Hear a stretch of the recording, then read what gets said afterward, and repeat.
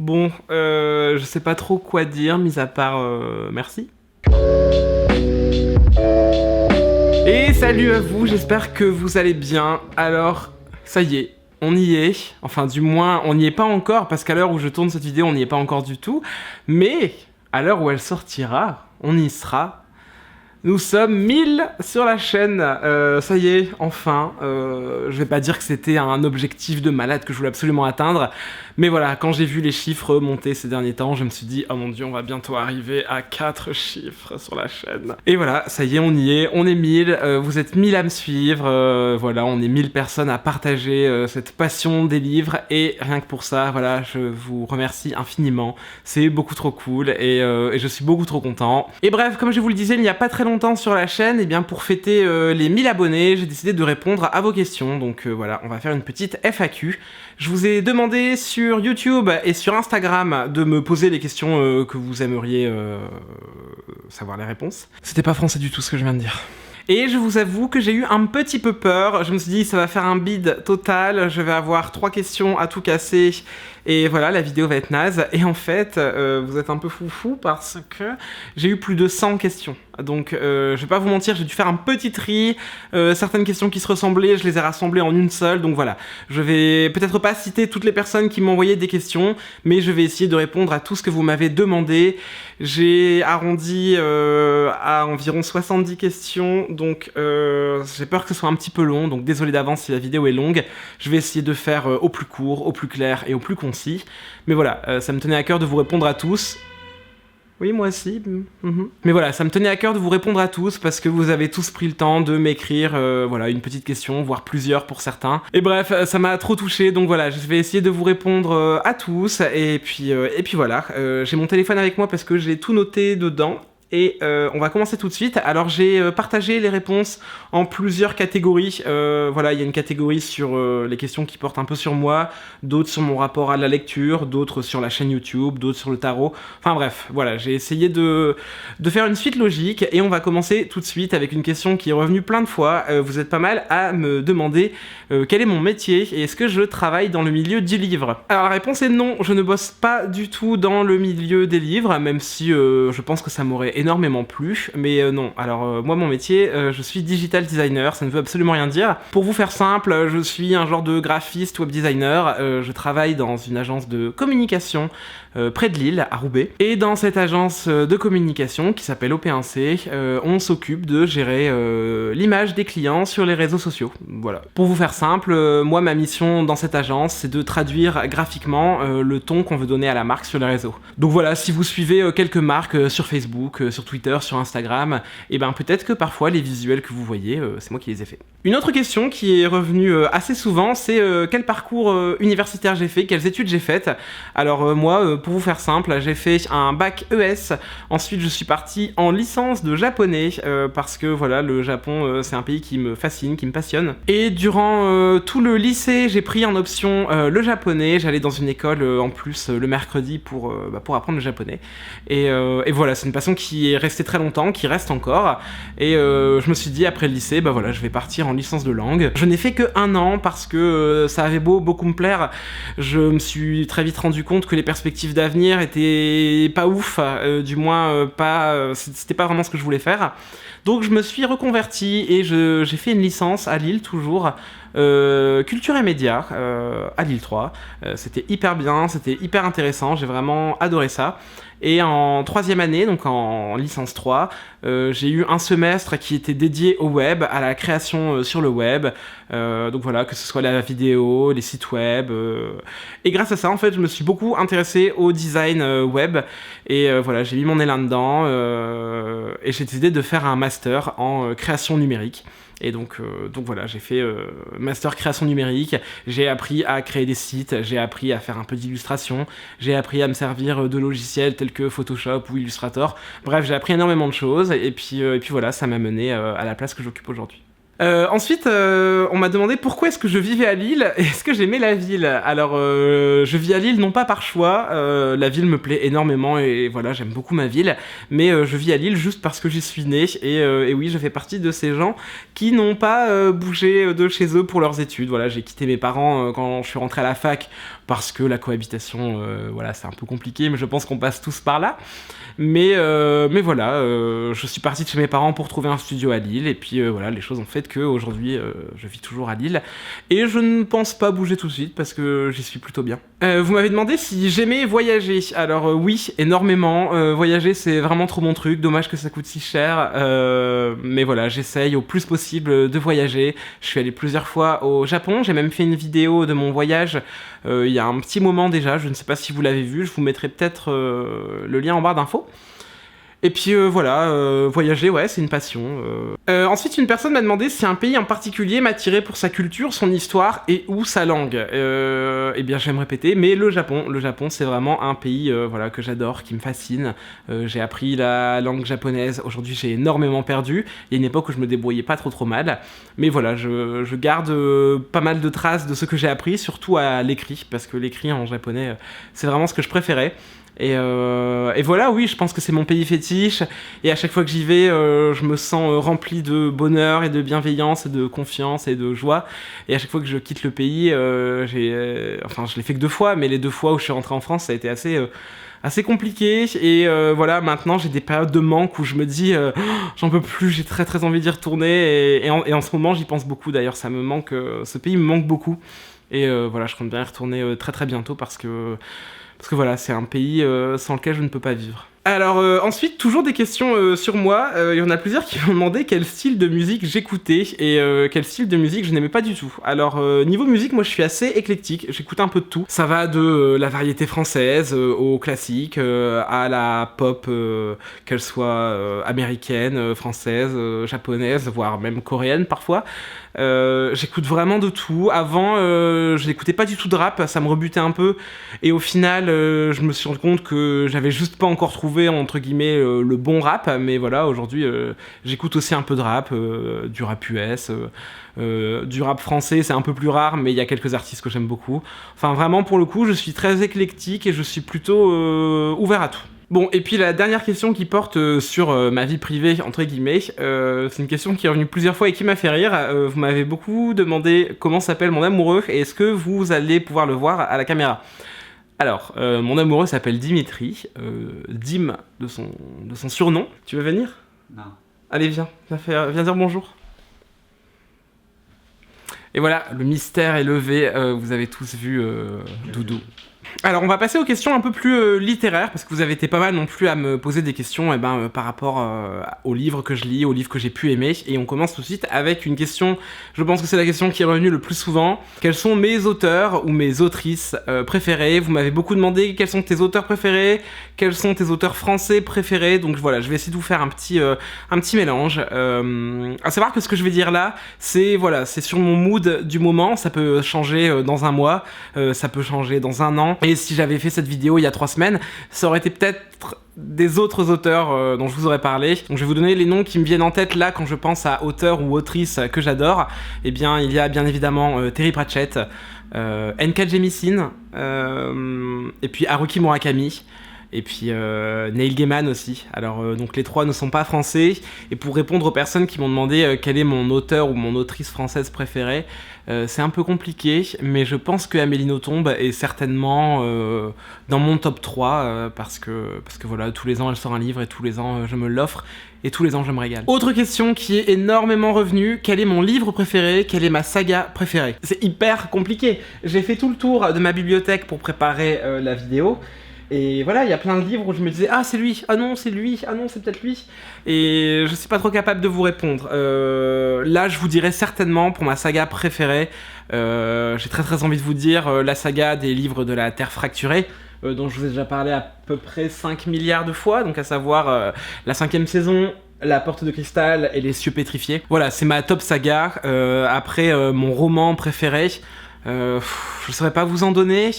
Mais voilà, dans les romans qui m'ont marqué et que j'adore et que je pourrais relire en boucle, je pense qu'il y a bizarrement le 5e tome de Harry Potter, Anathème aussi, qui m'a vraiment beaucoup marqué quand je l'ai lu là, et puis aussi Tokyo de Mo Hayder. Bref, c'est vraiment trop compliqué d'en choisir qu'un seul. Donc voilà, donc on va dire que j'ai utilisé mon joker et et que je réponds pas. Ensuite, vous m'avez demandé quel livre m'a fait aimer la lecture. Alors ça, c'est vraiment une bonne question. Donc j'ai essayé de me souvenir des livres que j'ai lus peut-être quand j'étais un peu plus petit, un peu plus jeune.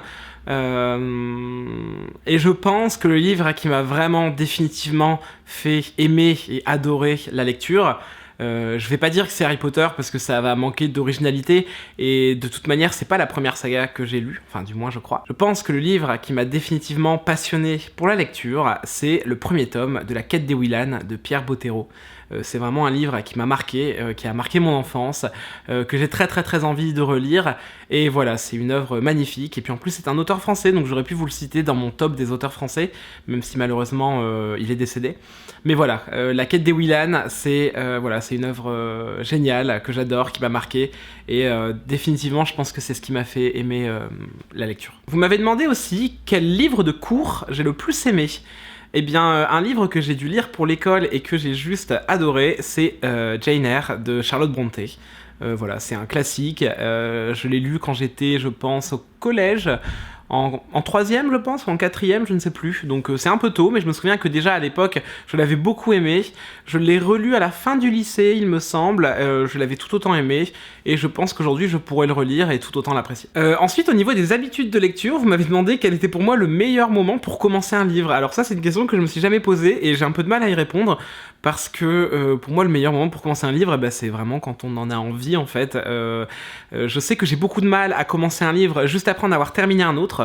Bien souvent, si je termine un livre dans la journée, je vais avoir du mal à me replonger dans un autre roman dans la même journée. Je vais souvent attendre le lendemain. Voire plusieurs jours pour certains livres. Je pense notamment à Apostasie de Vincent Tassi, où j'ai pas pu lire d'autres livres pendant 3-4 jours pour m'en remettre. Et voilà, donc je ne sais pas quel est le meilleur moment pour commencer un livre. Par contre, je sais quels sont les mauvais moments pour commencer un livre. Vous m'avez demandé aussi quand est-ce que je lisais. Moi, je lis plutôt le matin. Je suis plutôt du matin comme gars. Je lis énormément dans les transports en commun, dans le métro, dans le train. Vraiment, j'adore. Même s'il y a un petit peu de bruit, s'il y a des gens qui parlent, j'arrive à me créer une petite bulle et à ne pas y penser. Et voilà, c'est certainement les lieux où je lis le plus, les transports en commun. Après, comme nous tous, je pense, je lis énormément dans mon lit, au grand désespoir de mon copain qui aimerait dormir la nuit. Et moi, voilà, je reste soudé à ma lampe de chevet et à mes bouquins, et lui, ça le fait péter un plomb. Mais voilà, c'est essentiellement les deux moments où je lis le plus. Et après, très souvent, le week-end, le dimanche après-midi, si je ne suis pas en train de jouer aux jeux vidéo, j'aurai très certainement le nez dans un bouquin. Vous m'avez demandé aussi si j'avais un rituel lecture. Alors le rituel lecture, absolument pas. Pour le coup, non, pas besoin de thé, pas besoin de biscuits, pas besoin de... Non, pour le coup, juste le livre, c'est très bien. Alors pareil, vous m'avez demandé aussi, est-ce que j'écoute de la musique en lisant? Eh ben pas vraiment. J'ai un peu du mal à me concentrer sur la musique si je lis un bouquin, ou à me concentrer sur le bouquin si le morceau que j'écoute me plaît un peu trop. Donc voilà, je sais que j'écoute très rarement de la musique en lisant, mis à part de l'instrumental, ça encore ça peut passer. Et j'ai une amie qui récemment m'a dit que quand elle lisait Murakami, elle écoutait du jazz et que ça marchait très bien, et ça ne m'étonne pas, et je n'ai pas encore fait l'essai, mais voilà, elle m'a filé une petite playlist pas mal, et je pense que je vais la mettre pour me lire le second tome de 1Q84. Bon alors pour la prochaine question, vous étiez nombreux à me demander aussi comment est-ce que je choisis mes livres. Alors là pour le coup j'ai pas vraiment de recette miracle, je me fie à ce qu'on me dit sur Booktube, souvent je fais un peu le tour en librairie, je regarde les couvertures, les résumés, et pour le coup franchement je me fie beaucoup à mon intuition, et puis je me fie beaucoup aussi à ce qu'on me dit sur Booktube, parce qu'en fait vous êtes tellement nombreux à me suggérer des livres, et je suis tellement de personnes inspirantes sur Booktube qui me donnent envie de lire plein de choses, qu'au final, j'ai plus trop le temps comme ça d'aller flâner en librairie et de regarder un peu ce qui me plaît. J'ai déjà tellement de choses que j'ai envie de lire en tête que c'est vrai que je prends beaucoup moins le temps de sélectionner mes livres et je me fie beaucoup à ce qu'on me dit. Ensuite, vous m'avez demandé mes thèmes de prédilection. Alors, il y a une époque où je vous aurais dit que je ne lis que du fantastique, et maintenant, eh bien, ça a un petit peu changé et je lis un peu de tout. Alors certes, je privilégie toujours les lectures de l'imaginaire parce que voilà, c'est une catégorie de lecture que j'adore et dont je ne me lasserai jamais, je pense. Mais voilà, je me lance petit à petit dans la science-fiction. Alors ça reste de la littérature de l'imaginaire, mais dans une autre mesure, je trouve. Mais de plus en plus, j'essaye de lire des choses un peu plus réalistes. Alors ça reste de la fiction, mais voilà, peut-être un peu moins fantastique. Et puis je m'ouvre aussi aux essais. En ce moment par exemple, je suis en train de lire Sorcière de Mona Chollet, qui est un essai sur le féminisme. C'est passionnant, ça me plaît vraiment beaucoup, et donc je pense que j'en lirai d'autres. Je vais en profiter pour ouvrir la fenêtre parce qu'il faisait très beau, et puis là d'un coup le soleil a décidé de se barrer. Voilà, c'est mieux. Alors ensuite, vous m'avez demandé si j'étais influencé par les couvertures de livres. Alors bien évidemment que oui, un livre avec une belle jaquette, un livre en hardback, ça me fait toujours craquer. Ça m'arrive parfois d'acheter des livres dont je ne suis pas très fan de la couverture, mais souvent c'est parce qu'on me l'a tellement bien vendu que je me suis dit bon moi je vais passer outre et puis je vais me l'offrir quand même. Mais voilà, par exemple, faut savoir que si j'ai le choix entre m'acheter un livre en poche avec une couverture hyper moche ou dépenser quelques euros de plus pour l'avoir peut-être en grand format avec une édition super jolie, eh bien vu que je suis un pur produit de la société de consommation, me connaissant, je vais certainement payer un petit peu plus cher pour avoir l'édition que je trouve un peu jolie. Donc voilà. Donc oui, voilà, les couvertures m'influencent beaucoup, malheureusement pour mon porte-monnaie. Et d'ailleurs, on m'a demandé la couverture la plus horrible qu'il m'avait été donné de voir. Alors là, de tête, j'ai du mal à vous en trouver une. Je me souviens, en librairie, avoir vu un livre, c'était un livre un peu... c'était genre de la Beat Lit, je pense, et ça s'appelait un truc du genre... Règne, vengeance, poison. Je crois qu'il y avait vraiment poison dans le titre, et c'était juste 3 mots comme ça, en hardback, dans une couverture un peu genre scintillante, brillante, dans des tons dégueulasses, avec un vieux rouge. Bref, je trouvais la typo horrible, je trouvais la jaquette horrible, le livre ne me tentait absolument pas. Il faudrait que j'essaye de le trouver, et si je le retrouve, je vous l'afficherai à peu près ici.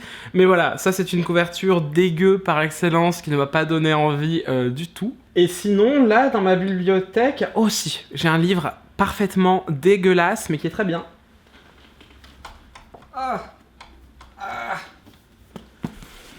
Et ça s'appelle Chronique d'une prof qui enseigne de Princesse Soso. C'est une blogueuse que je suivais avant. Je crois qu'elle ne tient plus son blog, mais qu'elle est encore vachement active sur Facebook et sur Instagram. Et voilà, c'est une prof d'anglais qui travaille dans un collège. Dans un collège pas facile, et voilà, elle raconte ses petits coups de gueule et ses problèmes de prof d'anglais et l'éducation nationale qui ne fait rien pour l'aider. Et voilà, le livre est plutôt cool, c'est un condensé de ses billets blog.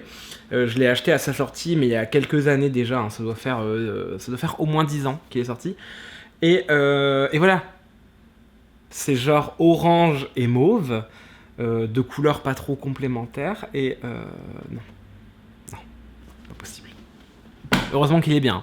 Bon, je suis désolé si au prochain plan la caméra a un peu bougé et la lumière aussi, mais j'ai eu un petit souci de batterie, donc voilà, le temps qu'elle se recharge, vous comprenez.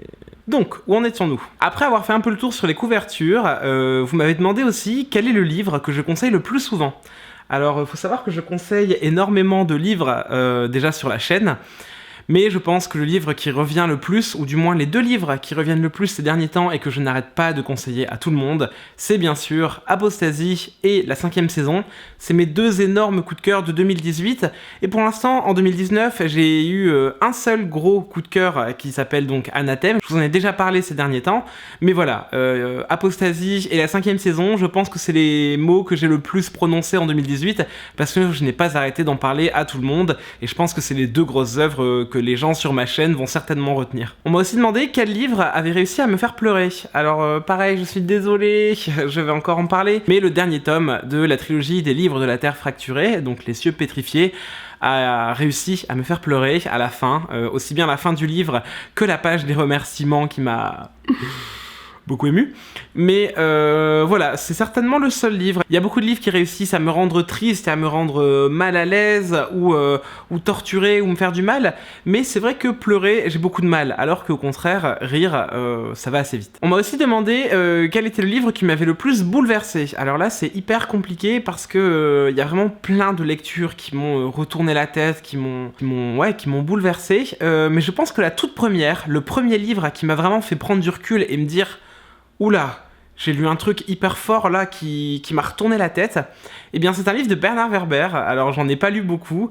Il est un peu controversé, mais ça reste une figure de la littérature française que j'aime bien. Et je me souviens, quand j'étais au lycée, ou en 3e au collège, je ne sais plus trop, j'avais lu L'Ultime Secret de Bernard Werber, et vraiment, c'est le premier livre qui m'a, entre guillemets, bouleversé, donc j'étais pas triste ou quoi, mais quand je l'ai fini et que je l'ai reposé, je me suis dit, waouh, je viens de lire un truc qui m'a bien retourné la tête, et de toute manière, toute ma lecture de L'Ultime Secret m'a vraiment bousculé et m'a fait réfléchir, et donc, je pense que c'est un livre qui m'aura beaucoup marqué. Bouleversé, je ne sais pas, mais voilà, c'est un des premiers livres qui a réussi à me marquer autant. Alors ensuite, une autre personne m'a demandé d'établir un top 3 de mes plus belles lectures. Alors pareil, c'est hyper dur parce que quand on doit établir un top 3, on se dit oulala, mais je vais en oublier plein et tout, et j'ai pas envie. Mais bon, je vais essayer de vous faire ça là de tête, j'ai pas préparé du tout. Mais donc un top 3 de mes plus belles lectures. Bon, évidemment, au final, je suis désolé, mais ça va revenir, mais Apostasie, c'est une lecture qui est sublime et qui m'a énormément touché. Il en est de même pour la trilogie des livres de la Terre fracturée, donc il faudrait que je vous en trouve une troisième qui m'a touché. Eh bien c'est assez simple en fait, je pense que L'Océan au bout du chemin de Neil Gaiman, c'est aussi un livre qui m'a énormément touché et bouleversé, et qui m'a fait replonger en enfance, dans mes terreurs d'enfance, et en même temps qui a réussi à me laisser sur cette espèce de plénitude quand je l'ai terminé, et c'était vraiment une lecture coup de cœur aussi. Alors ensuite, on commence les questions genre hyper dures auxquelles personne ne peut répondre, et faites pas genre, parce que je sais que vous aussi vous seriez pas capable de répondre à ça. Alors première question, des questions impossibles à répondre. Si je ne pouvais garder que 5 livres dans ma bibliothèque. Non mais franchement, 5 livres dans ma bibliothèque, c'est genre impossible de me dire j'en garde 5 et les autres, eh ben je les perds, je les donne. Non. Bon, on va essayer. Allez, je vous fais Harry Potter 5. Je ne sais même pas pourquoi le 5, c'est pas forcément mon préféré, mais voilà, le 5, c'est celui que j'ai le plus lu et je l'aime d'amour. Je dirais Le Seigneur des Anneaux. On va dire que c'est un seul livre, parce que moi j'ai une édition intégrale, donc ça compte pour un livre, et je vais le mettre parce que ça fait des années que je l'ai pas lu. Je l'ai lu quand j'étais en 5e, donc autant vous dire que ça remonte à très longtemps, et je pense que c'est un livre assez énorme pour rester avec moi longtemps si malheureusement je ne pouvais garder que 5 livres. Et avec ça, c'est hyper dur, moi je peux pas vous répondre, je peux pas répondre à ça, c'est trop compliqué. Non allez, je vais faire ça sérieusement, on va se dire Harry Potter 5, mon intégrale du Seigneur des Anneaux, les tomes 2 et 3 de 1Q84, parce que si je ne lis pas la suite, je vais mourir, et en dernier, je dirais un livre de Terry Pratchett, mais je ne sais pas vous dire lequel, le prochain que je dois lire. C'est-à-dire 3 sorcières, voilà. Alors c'est pas des livres que je garderai avec moi parce que je les aime, mais parce que je veux les lire. Alors là, il y a une question assez intéressante. Si je ne pouvais acheter plus qu'un seul livre, neuf, et donc après je me dis, voilà, j'aurais acheté le dernier livre de ma vie, et je ne pourrais plus jamais lire les autres, c'est hyper complexe. Il faudrait que je regarde dans ma wishlist, mais là de tête, je me dis que j'aimerais vraiment beaucoup m'offrir American Elsewhere de je ne sais plus l'auteur. C'est un livre qui est sorti aux éditions Albin Michel Imaginaire, et au début en fait il me tentait pas plus que ça, et j'ai lu plein de critiques élogieuses dessus qui disaient que c'était un mélange de Lovecraft et de Twin Peaks. Autant vous dire que les deux univers ensemble, c'est bon, moi j'achète, et je pense me l'offrir très bientôt parce que voilà, ce livre me fait terriblement envie. Ensuite, on m'a demandé de citer 3 auteurs que je n'ai jamais lus et que j'aimerais découvrir. En premier, je dirais Joël Dicker, celui qui a écrit Le Livre des Baltimore, La vérité sur l'affaire Henri Kébert. Et voilà, c'est un auteur français que beaucoup de gens aiment. J'ai 2 de ses livres dans ma bibliothèque et je ne les ai pas encore lus. Et voilà, ça m'intrigue beaucoup et j'aimerais vraiment beaucoup découvrir la plume de Joël Dickers. En deuxième auteur, je dirais Marguerite Duras, parce que c'est une autrice qui m'intrigue beaucoup, que j'ai jamais pris le temps de lire, et pourtant j'ai un de ses livres ici, j'ai L'Amant, et voilà, je l'ai toujours pas lu, et j'aimerais vraiment me plonger dans l'œuvre de Marguerite Duras. Et un troisième auteur que j'aimerais découvrir, je dirais... c'est pas facile. Je dirais Frank Herbert, parce qu'on m'a offert les Dunes, et je n'ai pas encore lu Dune, et Frank Herbert, c'est vraiment un monument de la science-fiction, et donc je dirais bien Frank Herbert. Je vais m'en rajouter un 4e, je vais même vous dire Dan Simmons, parce que Justin Schell m'a trop donné envie de lire Nuit d'été, et en plus c'est lui qui a écrit Hyperion, et ça a l'air hyper bien. Donc voilà, je vous en ai donné 4, c'est pas du jeu, je sais, mais ma chaîne YouTube, mes vidéos, mes règles. Alors là... je l'ai noté et je me suis dit, non mais cette question, c'est mort, je ne peux pas y répondre. Si tu devais choisir entre Pratchett et Gaiman. Pourquoi ? Non, je peux pas choisir. Allez, ça me déchire le cœur de le dire, mais je vais dire Pratchett. Ah, me tapez pas, s'il vous plaît. Et on enchaîne avec une question qui complète plutôt bien l'autre. Si je pouvais rencontrer un auteur décédé, ce serait qui ? Eh bien, je pense que ça serait Terry Pratchett. Je viendrais lui donner tous mes livres du Disque Monde, je lui dirais frotte-toi dessus, et signe-les, et fais-moi un câlin, et laisse-moi pleurer sur ton épaule, parce que voilà, je veux pas que tu sois mort. Ensuite, on m'a demandé quel était mon classique préféré. Preuve que j'ai mal classé mes questions parce que je vous en ai déjà parlé tout à l'heure, mais je pense que c'est Jeanne Eyre. Ensuite, on m'a demandé quel était le classique qui me résistait. Alors, je ne sais pas si ça peut être considéré comme un classique, mais pour moi, c'en est un. Et j'ai très très très honte de vous dire que je ne l'ai jamais lu parce que, vous savez, c'est ce livre où quand les gens t'en parlent, ils vont en mode « Ah ouais, j'ai adoré ». Et voilà, je vais vous faire une confession, non, je ne l'ai jamais lu, même s'il y a plein de fois où j'ai fait semblant de l'avoir lu et de dire « Ah ouais, c'était hyper bien et tout, j'ai adoré ». Je n'ai jamais lu 1984 de George Orwell, et pourtant il est dans ma bibliothèque, voilà. Ne me tapez pas, s'il vous plaît. J'aimerais bien y remédier parce que, voilà, je ne sais pas pourquoi je ne l'ai pas encore lu, parce que ce classique me fait beaucoup trop envie. Mais voilà, non, j'ai jamais pris le temps de lire 1984 et c'est nul, c'est pas bien, et j'espère y remédier très très bientôt. Ensuite, on m'a demandé quel était le livre que je ne pouvais pas réouvrir. Eh bien, je pense qu'il n'y en a pas, honnêtement. Il n'y a aucun livre qui m'a fait assez de mal ou assez peur pour que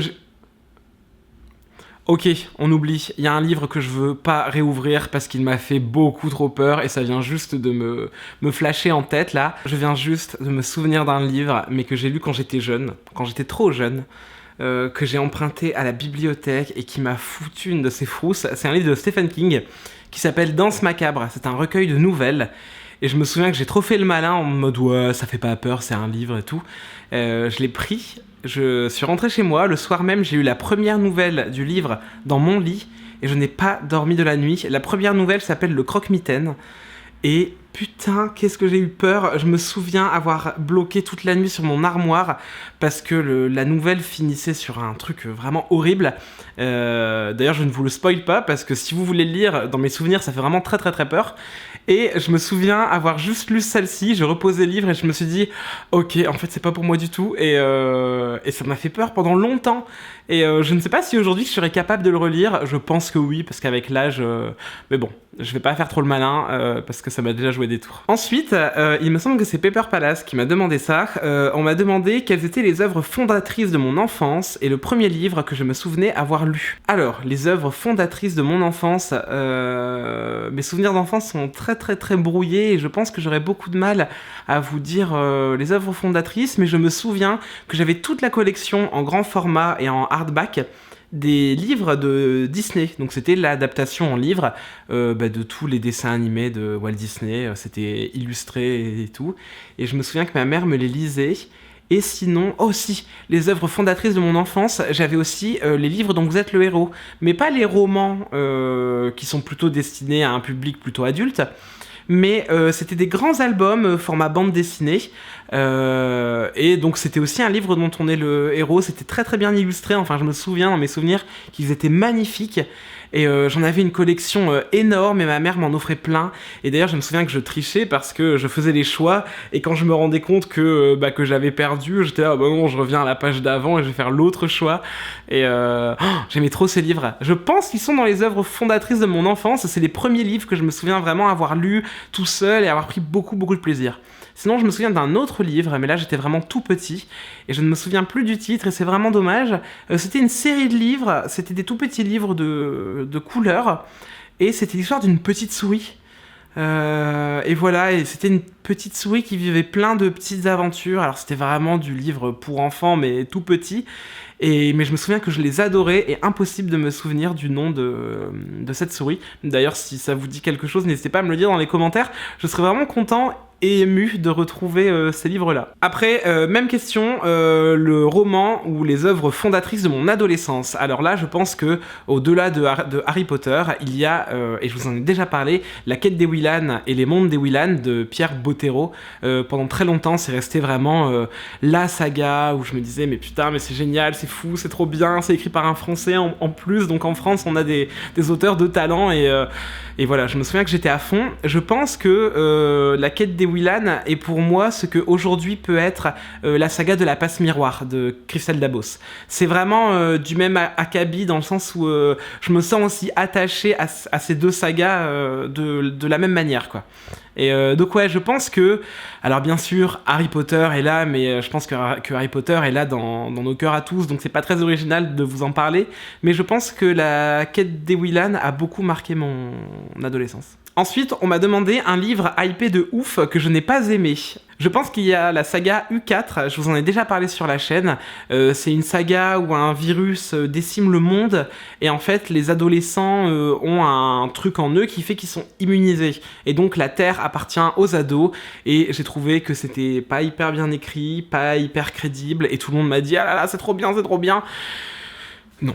Enfin, moi vraiment, ça a pas marché sur moi, ça a pas pris. Après, j'en ai lu qu'un seul sur les 4. Et les 4 peuvent se lire dans le désordre, et les 4 n'ont pas été écrits par les mêmes auteurs et autrices. Donc voilà, je devrais peut-être leur redonner une chance, mais j'ai pas très envie. Ensuite, question du même acabit, on m'a demandé l'auteur ou l'autrice que tout le monde aime, sauf moi. Ça c'est pas facile. En vrai, il n'y a pas d'auteur en particulier où je me dis « Ah là là, j'aime pas ». Enfin, je pense que je donnerai toujours sa chance à un livre. Mettons de côté Éric Zemmour et ce genre de personnage, mais n'importe quelle personne qui écrit un livre, je pense qu'elle mérite sa chance. Et donc, même si le livre d'un auteur en particulier m'aura beaucoup déplu, ouais, je me vois pas me dire « Eh ben c'est fini, je lirai plus jamais un seul livre de cet auteur ».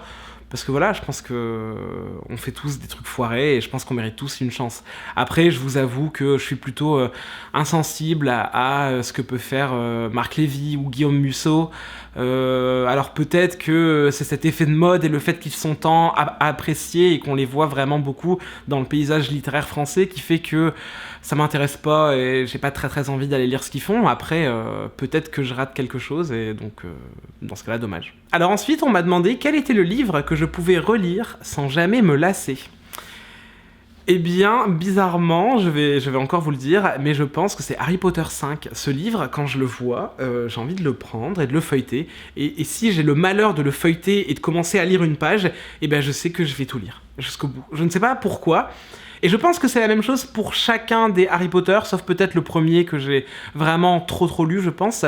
Mais tous les autres ont cet effet-là, mais en particulier le 5. Et je pense que c'est parce que l'attente entre le 5 et le 6 me semblait tellement horrible et insurmontable que j'arrêtais pas de lire le 5 en attendant que le 6 sorte un jour. Et je pense que c'est le Harry Potter qui m'a le plus marqué, que j'ai le plus lu. Et je sais pas pourquoi, je l'ai adoré et je pense que là, enfin rien que d'en parler, j'ai envie d'aller le prendre et de le lire et de me mettre dans mon canapé et de le dévorer. Ouais, je pense que c'est celui-ci. Ensuite, on m'a demandé si je ne devais garder qu'un seul livre coup de cœur sur tout ce que j'avais lu depuis le début de ma chaîne. Non mais les gars, ça va pas là vos questions, enfin... D'où on fait des questions horribles comme ça, je peux pas répondre à ça. Allez, je vais faire un truc nul.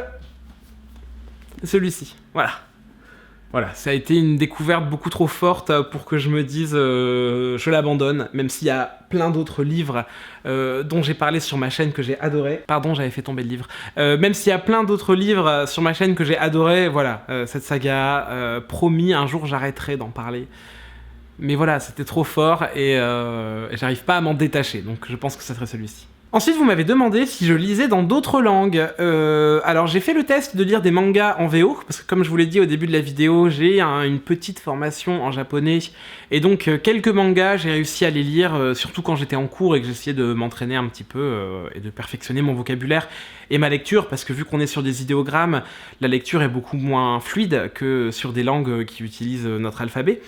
Mais donc voilà, j'ai lu à une époque un peu en japonais, mais aujourd'hui je pense que je n'en serais plus capable.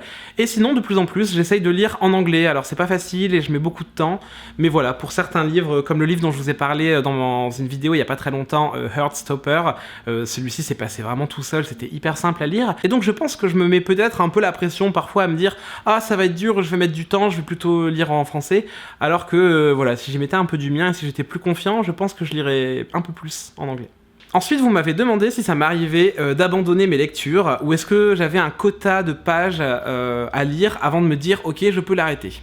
Alors, déjà, ça m'arrive très rarement d'abandonner mes lectures, et auquel cas, souvent j'y reviens plus tard pour redonner une chance aux livres, mais c'est très rare les livres que j'ai commencé et que j'ai vraiment pas du tout fini, et que je me suis dit, ah non, non, non, j'aime pas, mis à part U4, que vraiment celui-ci s'est pas passé.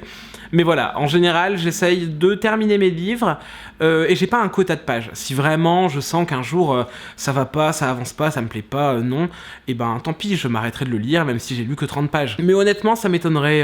Je suis quelqu'un d'assez optimiste qui essaye toujours de voir le verre à moitié plein, et donc je préfère me dire, allez, essaye de ne retirer que du bon dans ce que t'es en train de lire, et voilà.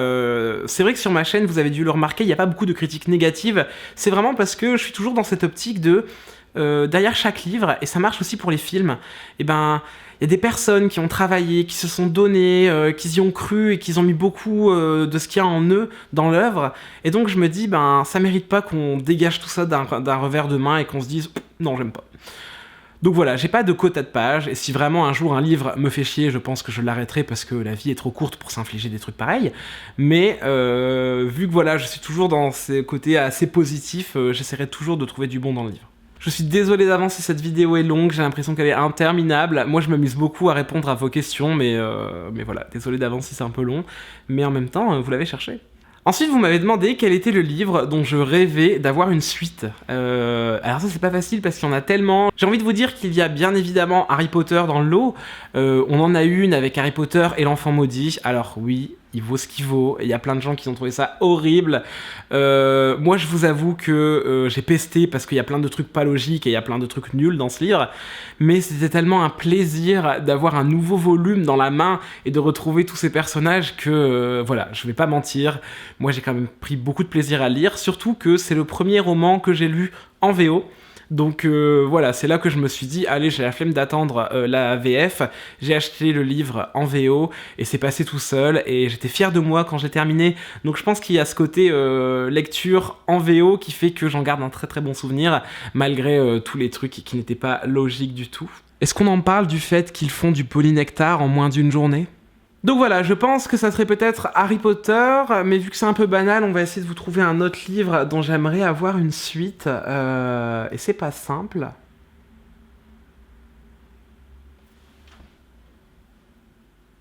Oh, je sais. Game of Thrones. Désolé, je troll, mais j'ai l'impression que ce livre n'aura jamais de fin, parce que George Martin refuse de nous la donner, il refuse de l'écrire, ou alors il y a trop de pression sur lui pour qu'il se décide à la sortir. Mais voilà, c'est un livre dont je rêve de voir la suite. Alors certes, elle est prévue, mais j'ai l'impression que ça ne sortira jamais. Et pour terminer sur cette catégorie-là, on m'a demandé combien de livres y avait-il dans ma palle. Alors, j'ai essayé de les compter tout à l'heure vite fait. Je pense que j'en ai une cinquantaine. Alors ça va, ça m'a un peu rassuré, j'avais peur d'en avoir genre 100. Mais voilà, j'ai essayé de compter vite fait tous les livres que je pouvais posséder et que je n'avais pas encore lus. Et ils s'élèvent à peu près 50, un petit peu moins je pense. Mais voilà, je me dis... ça va encore, c'est pas si déraisonnable, même si j'aimerais bien acheter un petit peu moins et déjà finir de consommer ce que j'ai ici. Et de toute manière, c'est ce que j'ai fait parce que vous avez dû remarquer que sur la chaîne, il y avait beaucoup moins de book haul parce que, en effet, j'achète beaucoup moins de livres neufs et j'essaye de terminer au plus possible ce que je possède déjà. Alors ensuite, une autre catégorie de questions qui ont toujours attrait au livre, mais d'une manière un peu différente. Je vais commencer tout de suite. On m'a demandé si j'étais un livre, lequel serais-je ? Je n'ai pas du tout préparé cette question, donc je ne sais pas quoi dire. Alors si j'étais un livre que j'avais lu récemment, je vous dirais que ça serait peut-être Anathème. Bon, j'en ai parlé il y a pas très longtemps, mais ce côté, je veux découvrir le monde et je m'interroge sur ma place dans l'univers, dans la société, comment la culture elle nous influence, tout ça. Enfin, c'est des questions qui me sont en tête et que j'aimerais bien élucider. Et puis les aventures que vit Erasmus dans ce livre sont tellement incroyables. Et je sais pas, ce livre m'a collé à la peau, donc je pense que je serais peut-être Anathème. Et sinon, je serais bien un grimoire un peu secret. Ouais, ça me plairait bien. Ensuite, on m'a demandé si j'étais un personnage. Je pense que si j'étais un personnage, je serais un mélange entre Hermione de Harry Potter, parce que je sais que parfois j'ai ce petit côté un peu trop je dirige, on fait les trucs à ma manière, et de toute manière, je sais tout. Voilà, c'est un défaut que j'ai, et c'est un truc qu'on retrouve un peu chez Hermione, mais à côté de ça, elle a son côté très humaine et très attachante que je pense posséder. Et je serais un peu une Mémé Cire du Temps. Mémé Cire du Temps, qui fait partie de l'œuvre de Terry Pratchett, des livres des Annales du Disque Monde, parce que voilà, c'est une vieille sorcière qui en a vu pas mal, et qui a pas trop de mal à mentir aux gens si ça peut leur faire du bien. Elle fait de la tétologie, donc en gros de la magie via la psychologie. Elle mélange n'importe quoi en faisant croire aux gens que ça les guérira, et vu qu'ils y croient, et ben ça les guérit. Et je pense que j'ai un peu cette force d'arriver à faire croire aux gens, pas forcément en leur disant des mensonges, mais vraiment ce côté allez, tu peux y croire, vas-y, fais ça. Et elle a ce côté un peu moqueur et un peu fourbe parfois que je peux avoir. Et ensuite, on m'a demandé si j'étais une couverture de livre. Alors ça, c'est hyper dur, il y a tellement de couvertures hyper jolies. Bon allez, je pense que je dirais la couverture du premier tome de La Passe Miroir, parce que je la trouve magnifique. Alors je n'ai pas la prétention d'être magnifique, mais vu que c'est une couverture qui me parle beaucoup et qui me plaît beaucoup, bah je vais dire celle-ci. Ou peut-être celle du tome 3, parce que je la trouve vraiment, vraiment jolie aussi.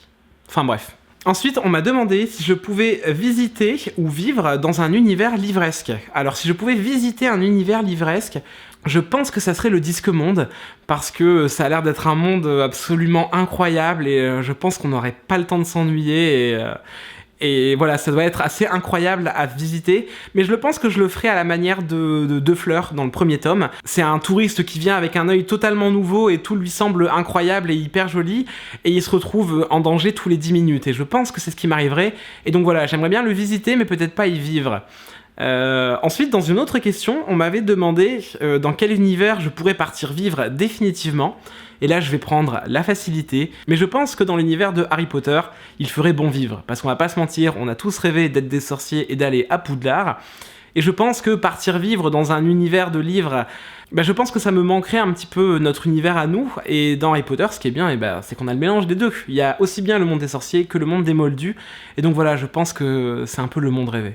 Alors ensuite, on m'a demandé si je pouvais avoir un date avec un personnage fictif, ça serait lequel? Alors, j'ai plein de book crush, et il y a plein de personnages avec qui j'aimerais bien avoir un date, mais le dernier en date, c'est très certainement Nick de Heartstopper, parce qu'il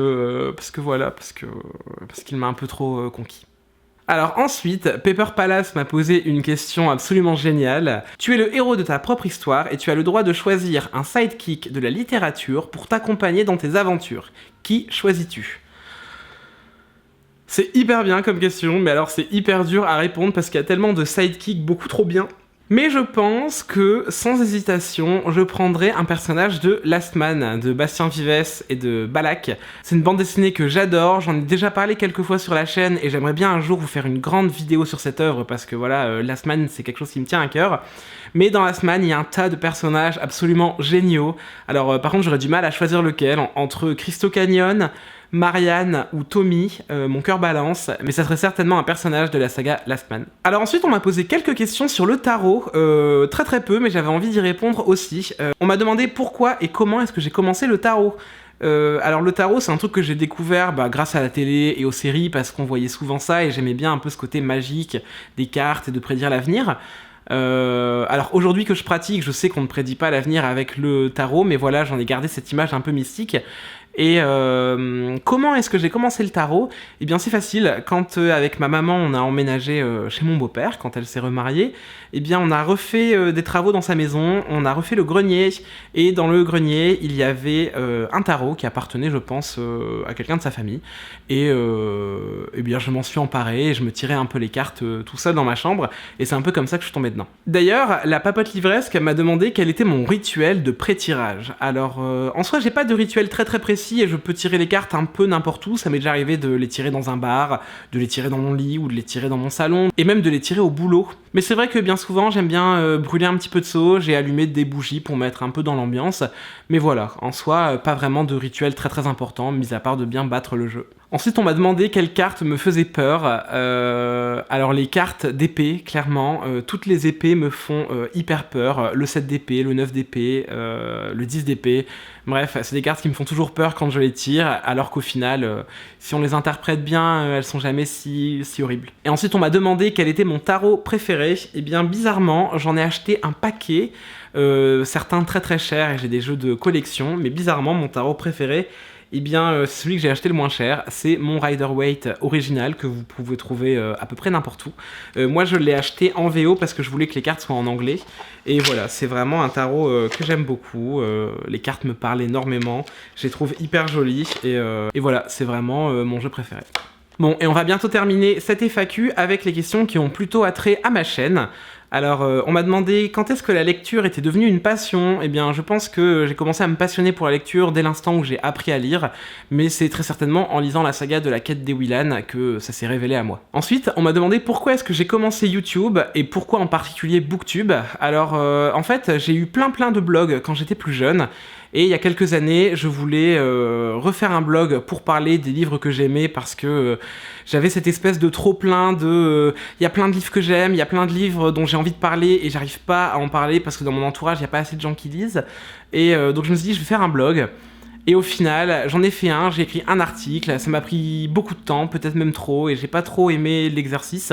Et je me suis dit, bah, il faut que je fasse autre chose. Et là, je suis tombé sur des vidéos sur YouTube, en particulier sur la chaîne de Quartier du Livre.